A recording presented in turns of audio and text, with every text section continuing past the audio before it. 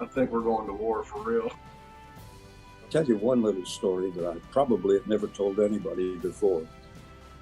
We got hit with a NVA sapper company supported by infantry.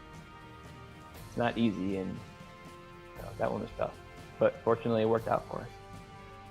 Welcome to War Stories, conversational military history. All right, what's going on, everyone? We're back. I think this might be the first released episode we have in 2022. We had another one a little bit ago, but decided to go a bit of a different direction. So today, Sayre and I are joined on War Stories by Johnny Britton. Johnny and I crossed paths in Texas back in 2018, 19 timeframe, I think. In the same artillery unit down there. And then again at Fort Sill just a couple weeks ago because it's a small army. But anyways, Johnny's recently back from a deployment overseas, and we thought it'd be fun to talk about that. And just, we don't really get a lot of insight from that side of the military, which is a massive side, the reserve component. So anyways, Johnny, thanks for doing this, man. Yeah, thanks for having me. So could you give a little background on yourself, just who you are, maybe what you're doing today, process into the military, something like that? Yeah, so my name is Johnny Britton. I live here in Fort Worth, Texas. Been with the Army since 2012, joined a little later in life. Went through the Texas OCS commissioning source, commissioned in 2014. Started out as a platoon leader out in 3rd Battalion, 3rd of the 133 in El Paso on 119ers. Went to Trip 7s, joined. So I was out there for about 5 years. Did Operation Guardian support on the border for 6 months as an XO in the Big Bend sector. And then after that, I went to 4th Battalion, 133rd to do the Operation Spartan Shield. That's where I met Preston. And, I was the fire direction officer there, Battalion FDO. And then during the deployment, I was there for 6 months in the UAE, conducting fires up in different places, CENTCOM, and then did 6 months. And then I went and became the Alpha Battery Commander in Kuwait. And then which is my current position right now. Same battery, sir. Yeah, same, yeah. So keeping traditions alive. On the civilian side, because with every guard, we always have two jobs. So on the civilian side, I'm an associate manager with Lockheed Martin on the F-35 program.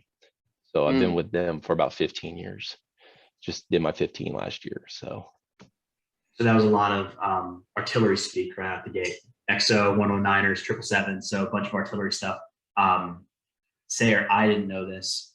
I'm embarrassed to say how long it took me to realize this, but did you know that the Guard has combat arms, whereas the Reserve does not? Are you familiar with that? Because I think only because of your transition. Or actually Bob, Vietnam Ranger Bob might have told me that too. But what I'm saying is I probably didn't know that 6 months ago.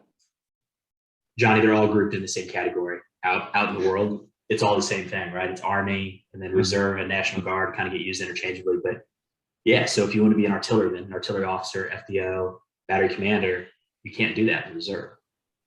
But in the National Guard, they've got these units like Johnny's in now that mirror active duty units, which is how you end up in places like the UAE. Yeah, and what's crazy is we're held to the same standards as all the active duty Army. So we have to, even though we have limited training time every year, we're still held to those combat standards and meeting them every year. And that could be a challenge. For sure, man. Yeah, that's something I wanted to talk about. So when somebody says, how often are you drilling? What's your kind of go-to answer? How often we're drilling? To train, to get with the guys. I would say it's a two-part question. Number one is the company as the Guard unit, but then what are you doing as the company commander? That's a little more clear. So, we're only with the guys maybe two 2 days a month right now, especially with COVID and now with the border mission. But even then, we're still 2 to 3 days a month is about as much as time you get face to face. And a lot of that time you're doing all the admin stuff. So you don't really get a lot of the personal touch with things, because you don't get to go down and see the guys all the time, because you're dealing with all the monthly admin stuff that at the very end. But at home, I probably put in 10 to 15 hours a week, doing just either admin stuff, planning meetings, getting ready for 30, 60, 90 and outward, just all the stuff that it takes to run the battery. I'm still working. I talk to my first sergeant pretty much on the daily, just talking about what we're doing for this month and plans for going forward. So it's basically a second full-time job. It's a good point that you can't just show up for anything you're doing. You can't just show up once a month, knock something out for a couple of days and expect that that's going to do much. There's a lot of effort that goes into getting things ready so you can take advantage of those 48, 72 hours. And then all of a sudden it's 10, 15, 20 hours outside of it. Yeah. And you really have to trust the guys that work full-time, your AGRs, because I only have 2 full-time that work for the battery, the readiness NCO and the supply sergeant. That's it. They do a great job. I love these guys to death, because the amount of work that they put in, and then having to deal with me on the outside. So they have to play middleman between battalion command AGRs that are there, and then me, who may not be getting all that information. So they're having to play that role. So makes it doubly hard on them. So I give a lot of credit to those guys for being able to pull that off. So, but it does take a lot of coordination and effort on everyone's part. I think something, especially in like the pitches for the National Guard and Reserve, is the 1 weekend a month, 2 weeks a year. And it really, you can see like, well, I have nothing planned this weekend. So if I had drill this weekend, it would be minimal interference on the home front. But I know a lot of times it creeps, maybe it's travel days, maybe it's a 3-day training, maybe it's 4-day training, whatever it is. And like you said, everybody has 2 jobs. I should put that differently. Nobody's full-time job is once a month National Guard. They couldn't sustain on that. How does that, what are your general thoughts on that? Are employers generally pretty good? Does it vary? I imagine you've seen all sides. Yeah. I guess I've been on the Lockheed side. So Lockheed, for me personally, Lockheed is all military. It's all prior service, like half our workforce is military. So they're always huge understanding when things come up. When I got called up for OGS, I had 3 days notice. OGS? Operation Guardian Support. It was the 2018 border mission that President Trump signed. I had 3 days notice from the time I got notified to go to when I needed to be in El Paso. Why? That was what I was told. That's Well, what I mean, a lot was of it us the were. order? I'm just Yeah. curious, was it the order itself was brand new, like the presidential order was brand new out of nowhere, Mhm. or other So we had- reasons? No, it was brand new. He signed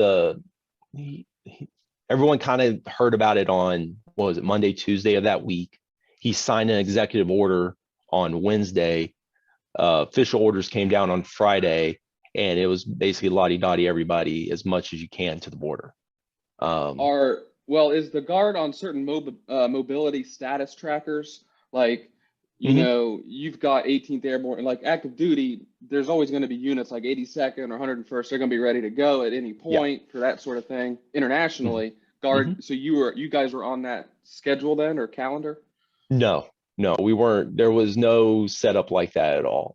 It was, they just needed troops. And I was with the El Paso unit at the time, and being right there in El Paso, we were kind of the first to the fight, if you will. Kind of going back to what Preston was saying, with work and travel time and all that, with El Paso, all the senior leadership isn't in El Paso. So we always had to travel in from out of city. I didn't drill was Saturday, Sunday. I'm leaving on Friday morning because it's a 9-hour drive for me. I Texas is couldn't big. afford. Yeah. Yeah, So holy smokes. El Paso's closer to Los Angeles than it is to Fort Worth, Dallas. So, so I'm leaving the day prior just to get out there for drill on Saturday, Sunday, leaving Sunday night, getting home Monday morning, like 2 o'clock in the morning, 3 o'clock in the morning, just to go to work on Monday because I couldn't take the time off. And I didn't have the money at the time. I didn't have the money to pay for a monthly flight to and from El Paso, and the state didn't pay us to do that travel. There's been things through the past though, right? Like sometimes there's stipends. Yeah. Talking to some folks in the reserve now looking for another job. And that's one of the questions is like, sometimes you can get paid up to a certain amount, but it's hit or miss. Mm-hmm.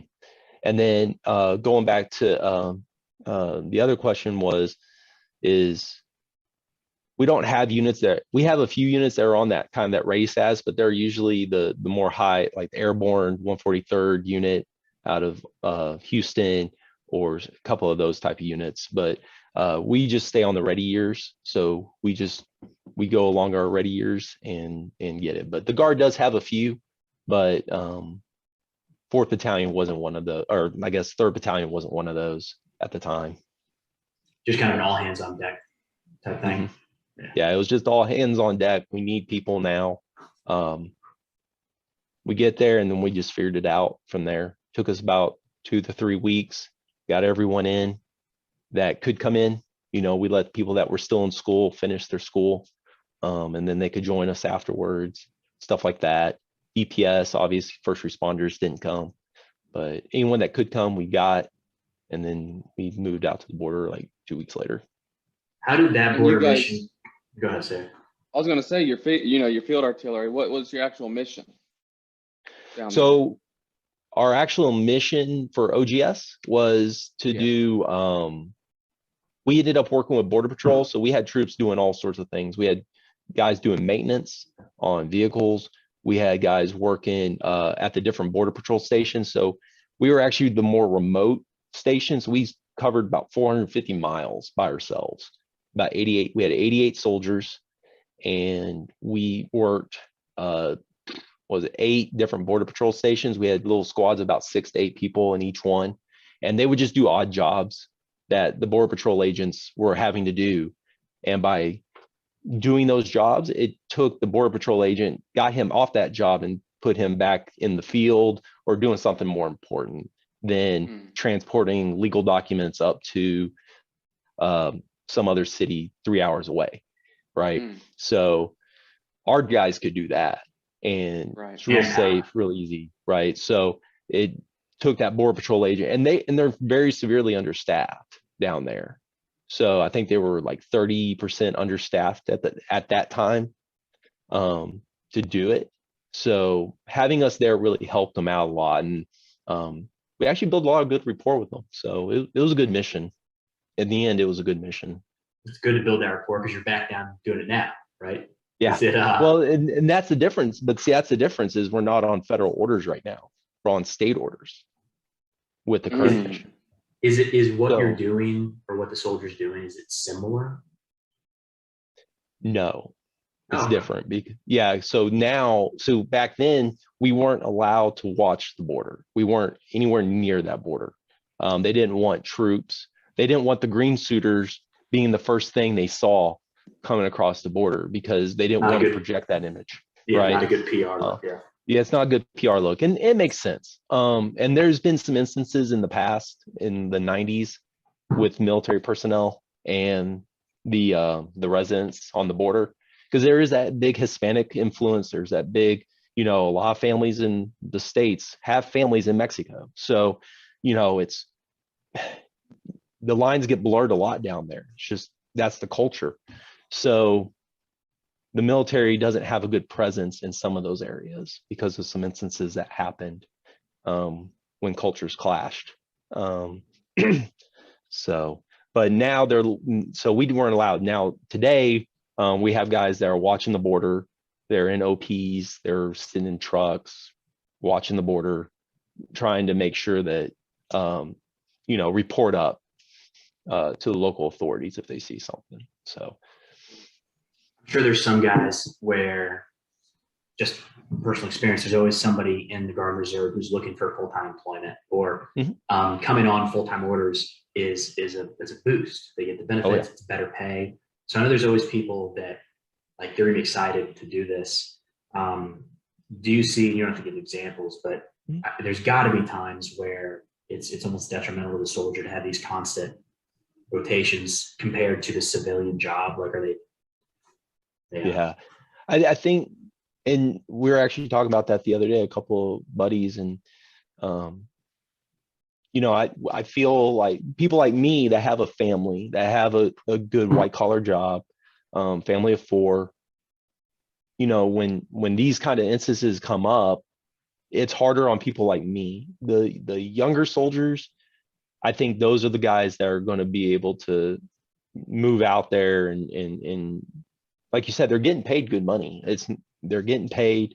They get their time off. They get their leave days. They get passes. They get the full benefits of it. And like you said, it's a great opportunity for them to have a full-time job.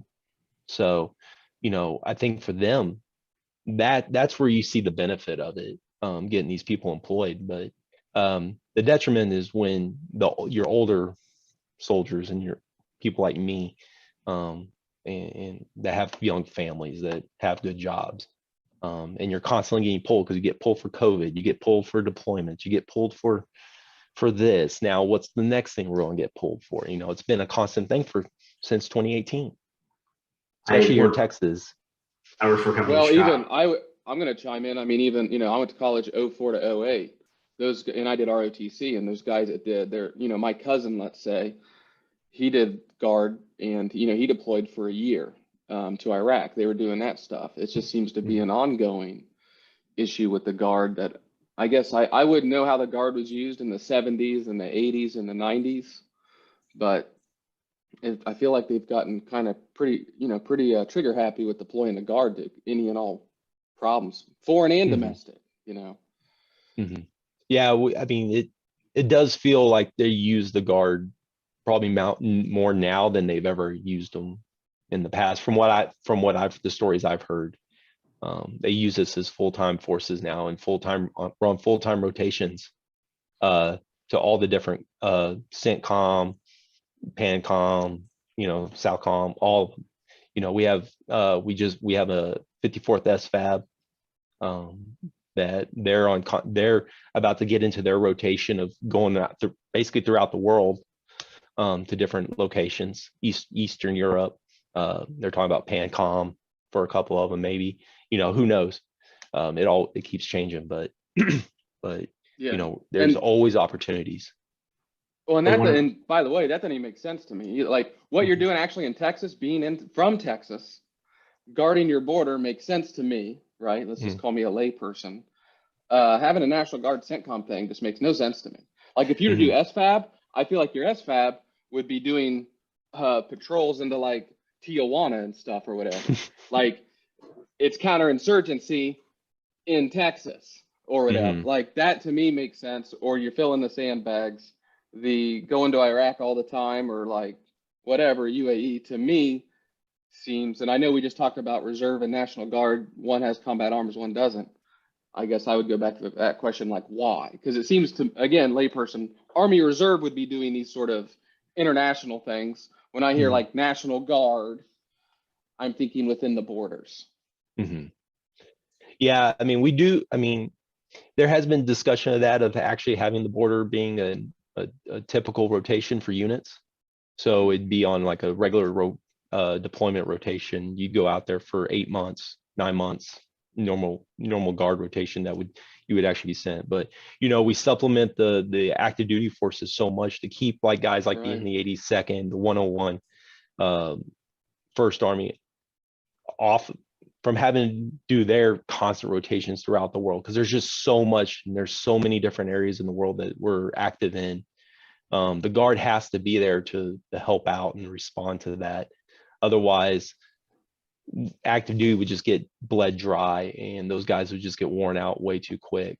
in my mind. And I would say from my experience, I would put up a lot of these active or National Guard troops up against any of these active duty forces any day, and with their knowledge, because we get a lot of guys off of active duty. So they bring a lot of that knowledge, a lot of that know-how, and give it to our young soldiers that have never been on active duty. Like me, I've never been in active duty. I've been a National Guard soldier my entire career. And I've learned probably more from the guys that have been to Iraq, been to Afghanistan, that were in active duty, that come off. I ask them every question in the world to find out, how do y'all do it? How does Big Army do combat patrols? How do they do convoy operations? Like real world stuff. Because the way we do it by the book, or the way we do it here, we train it, but I've never lived it. I've never experienced that rush, that the actuality of it. So getting those guys in, that influx, really helps us out a lot. And when we were deployed, I'd put us up against any of those active duty cats at the end of the day. Really would. I'll give Johnny the disclaimer here, because we didn't do it yet, but he does not speak for the Texas Army National Guard. Personal thoughts, personal opinions. I don't think that was coming across, but we'll get that in here officially. Something I always thought, Johnny, was if you were to grab a National Guard unit at a random point in their training cycle versus an active duty similar unit in the training cycle, the active duty would outperform. They just have more touches at that point. If they're halfway through a training cycle, they have spent so much more time on the equipment in the last 6 months, it's not even close. But after one of those train up cycles for a deployment, I think something comes forward with National Guard units and the Reserve that I had no idea about, which was in the Army, a 19-year-old private, that's their job. If they're a 13 Bravo, they're on a cannon, that's their job. But in the Guard and Reserves, that dude might be an IT repairman or an accountant, or he brings in these other skill sets that might not directly apply to pulling the cannon, but can problem solve all these other things that you might not get with your average 19 to 21-year-old active duty soldier. It's just a different route. Yeah, because we get full-time mechanics on the civilian side. They come here, they're a cannon crew member or whatever, and some of these austere places that these guys are at, and they're having to come up with their own solutions. You have another mechanic on hand that, hey, let's get this thing working, and that's such a huge boost to the overall skill set of these guys. Yeah, I just feel like it's, at the end of the day, leadership it's just trying to employ common sense as much as you can, and you're always questioning, am I the crazy one here, or is this really stupid coming from higher? And then the execution piece, when you're talking like, there's doctrine and stuff, but I just, at the end of the day, I feel like it's the application of common sense, because you're the one on the ground having to do it, and it might sound like a great idea several channels above, but then you gotta actually do it. And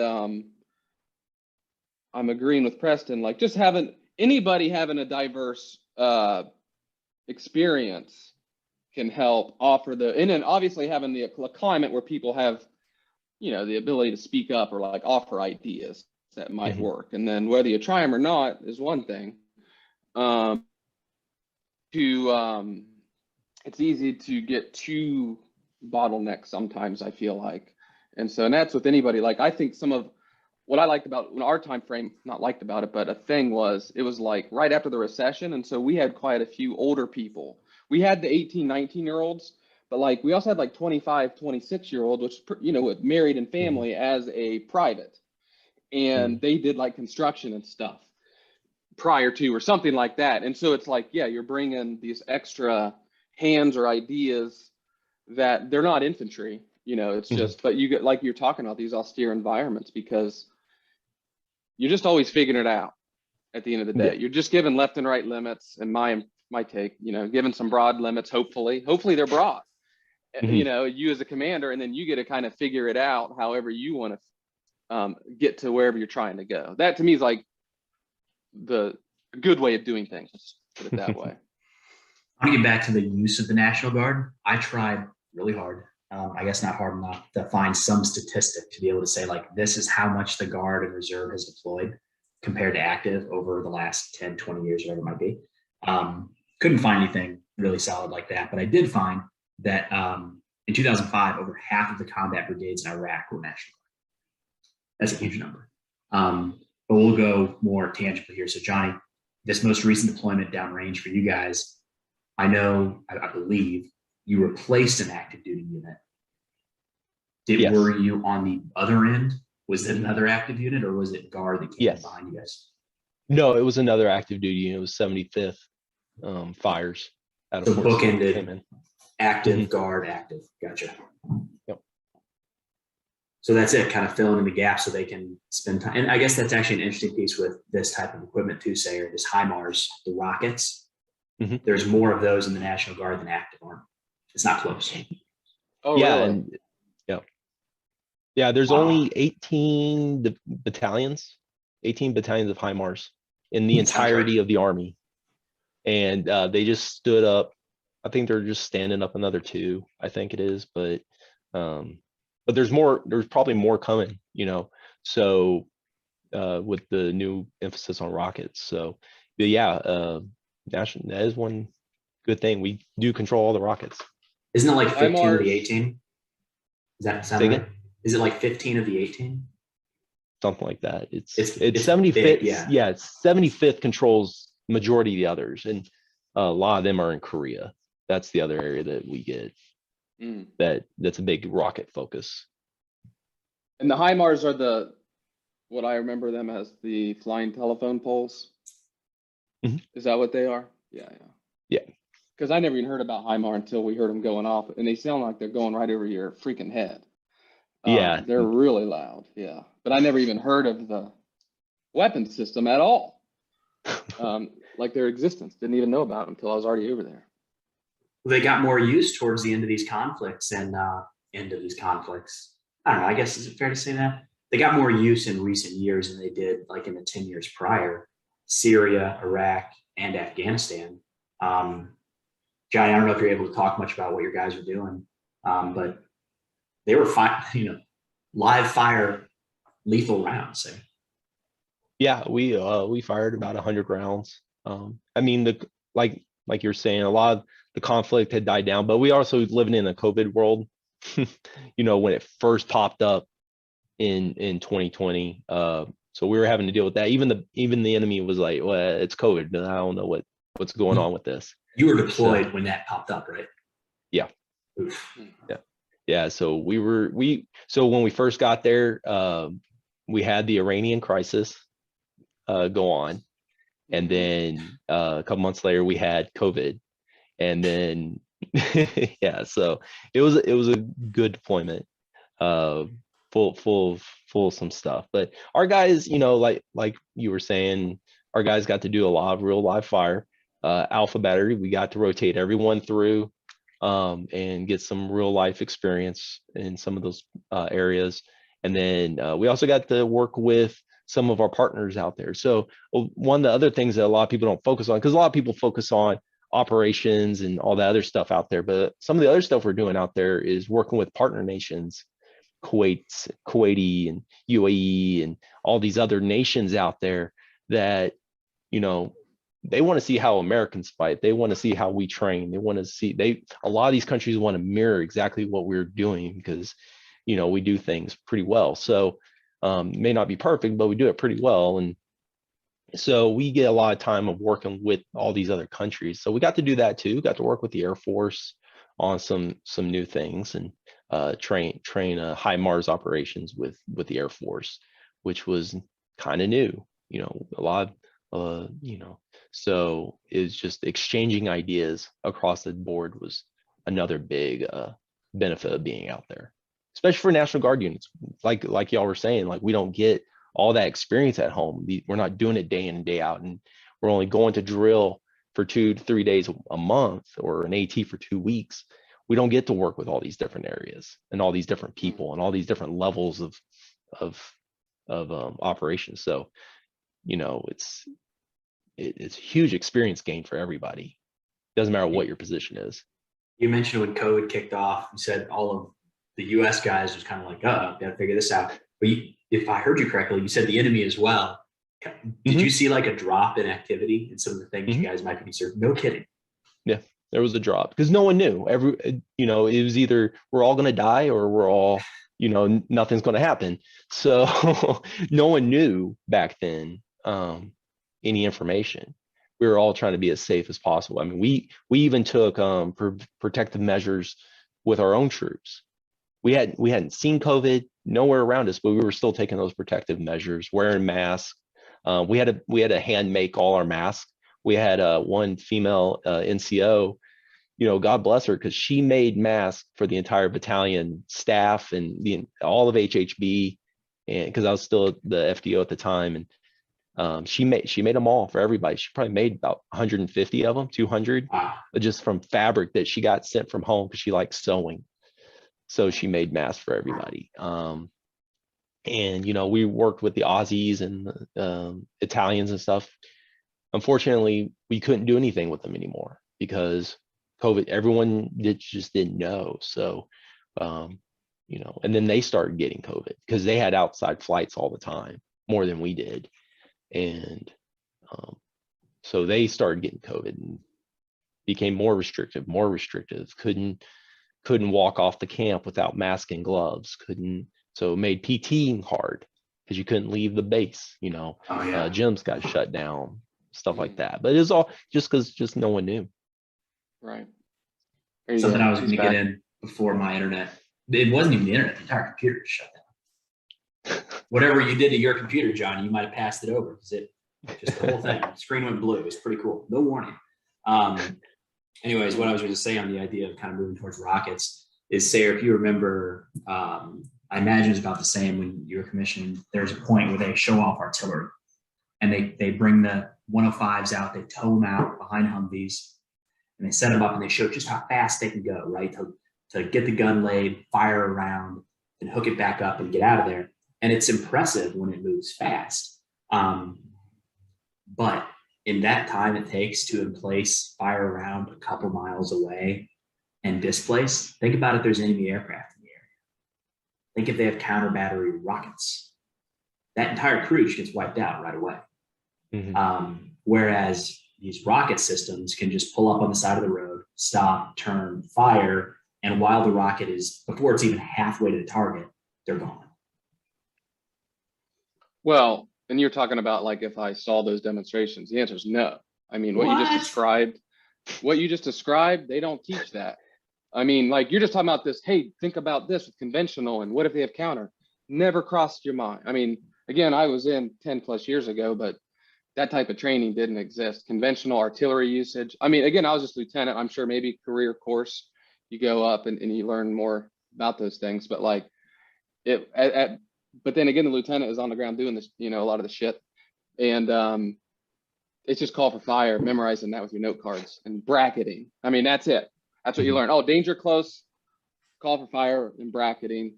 Now you kind of have an idea of how field artillery works, and then, yeah, because we weren't using that stuff when we were deployed either, by the way. I mean, who had the cannons? They were there. They're in storage, though. Yeah, our artillery unit, Johnny, was a dismounted infantry unit. They just converted them. So the cannons had some tarps put over them. We had 777 support from another unit that just, the deal. One cannon or two cannons every 15 miles or something. Not dissimilar, but actually, so that's how these rockets are now being used there towards the end in Afghanistan. If you look at these rings of fire, at one point it was 105s and mortars. Then those went away and it was just 777s, these 155 millimeter howitzers, little bigger ring, smaller footprint, and then rockets. And that's kind of how it ended, right? Yeah. Well, I do have a quick question. The Loom and things like that, was that artillery with us? Yeah. That was regular artillery. We used both, but yeah, it wouldn't have been rockets. Not rocket. Well, I knew not rockets, but I'm just trying to think, did we actually use the big guns? They were very And I think we did with like white phosphorus and a Loom. We used them with Willie Pete. Yeah. Johnny, the angle that we were at from the cannons meant that they were essentially firing at us. So that I can't remember that some FO is going to hear this and get angry, but the angle that we needed for like accurate fire in our AO just didn't exist from 155s. So we'd call them in, the corrections would be like way off, left 100 and the thing would go, too far long or whatever. So we just kind of stopped using that. Mortars are easier. Makes sense. Yeah. Yeah. See, and that I will say, that is the best part about having an FSO because, when you're ignorant platoon leader or in the infantry, you don't really care what it is. And I still don't even know all the stuff, munitions that Preston would have coordinated for, because he was the one doing it and all of those sort of behind the scenes stuff. That is the beauty of sort of the teamwork element. You know what I mean? You don't have to be the expert on any of that stuff. You just need to request the help and they try to get as much as they can for you. And it's coming from like everywhere. Well, Johnny, anything we didn't hit on here you wanted to talk about, wanted to get into? The goal was to just kind of let people know the National Guard is out there doing a lot. Yeah. I would say, the best thing about being in the National Guard is you get to work with a lot of great soldiers. They come from all different walks of life. I've met first generation Hispanics. I've met people that were down on their luck, no money. I've met people that have owned businesses and they are E4s, E5s. They just because they just want to do things. You meet people that are they just want college money, and you meet people that are just want to do something better with their life and better with serve their country. So and we always get the mission done, no matter what the mission is. People complain and all this stuff, but at the end of the day, we still find a way to complete the mission. So, I'm real happy to be serving, especially in Texas. A lot of great things going on here, a lot of great people. So, if anybody wants to join, hey, go for it. Because I'm telling you, it's a ride. You don't have to be in there for a career, but if you have a couple years to give, I'm telling you, you're going to help somebody. You're going to help somebody in your life, and go for it. Because I'm telling you, it's one of those great feelings. I've actually recently started, when people ask about should I join, just very broad general questions, I tend to lean more towards, have you looked at the Guard and Reserve? Because if you're kind of on the fence, don't jump into the deep end and go active and get stationed in Alaska or something. Have some stability, do it in your hometown. The job you're currently working, you can keep that job, and then, go to basic, go to OCS, whatever it might be, and you can try it out. And you don't have to sign a 20-year contract. You can do it for a couple of years. And yes, there's mobilizations, there's deployments. There's always the risk or chance of that, however you want to look at it. But you can also then, if you love it, jump into active. Yeah, it's a pretty cool thing. Yeah, as soon as we got home from a deployment, I think I had 4 soldiers that wanted to go active. So were they able to? 2 were. 2 are still waiting. They're still with us. The process of getting out is pretty slow. So they're just kind of waiting to their ETS dates, and which are coming up here in the next 2 months, and then they're gonna get with their recruiter. But I've already talked to them and talked to the recruiters and stuff like that, and so they're in the process of going. At that point, I imagine they're good to go. It's just a matter of ending a contract. Is that? Yeah, probably? It's just a matter of getting out of one service and going into the next. So, especially with all the all the OLS and all the other stuff going on, usually it takes a while. It's hard. Plus, you also have to keep number. There's higher games going on. I understand it, but in the meantime, at least they're lined up, ready to go into the active duty side whenever they get out. A lot of options. Well, it's also the college option is a great combo, in my opinion, where like you can get the bonus, sign-on bonus, which I keep seeing. They seem to be a lot of them right now.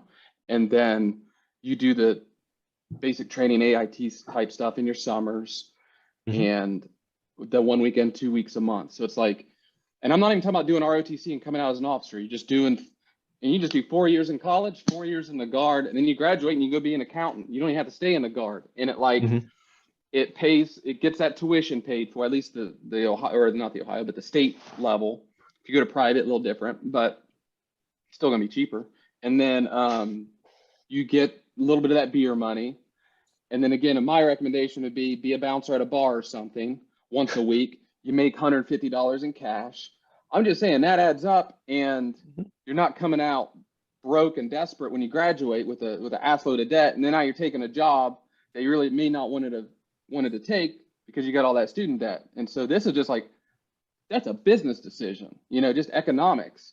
Yeah. And then you can play Army in the meantime. In a way, it's a way to do that. And the only comment I would say, this is just from my perspective, I just remember the feeling of being a college student, feeling like you got to do it in 4 years and you just have to do it. And even doing it right out of high school is it's the only way. And it's like, well, even if you do get pulled, I just know plenty of people that I went to college with that did the guard route, they had to do an extra year essentially because they did get deployed to Iraq.